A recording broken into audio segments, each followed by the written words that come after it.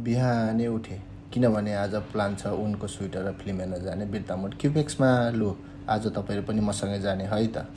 उठेर ओछ्यान सोछ्यान चटक्कसँगले मिलाएँ अनि लागेँ म ब्रस गर्न। अनि ब्रस गऱ्यो दायाँ मस्काएर बाहिरको नेचरको भ्यू हेर्दै लेमन पानी खाइयो मजाले। त्यस पछाडि दुध उमालेँ अनि कफी हालेँ चट्टसँगले। कफी हालेर दुध हालेको सबै दुध त बाहिर पोखेर बर्बाद। अनि चट्टसँगले मैले खाएँ कफी। तपाईँहरू पनि खानुहुन्छ होला है ल, नेक्स्ट टाइम सँगै बसेर खाऊँ।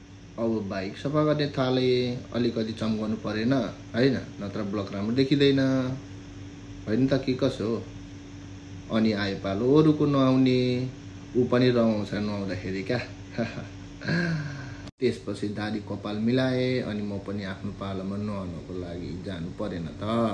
नुहाएर चट्ट बाहिर निस्केर यसो हेरेको ऐना कस्तो देखियो भनेर राम्रै देखिरहेको रहेछ। अनि मम्मी खाना बनाउँदै हुनुहुन्थ्यो।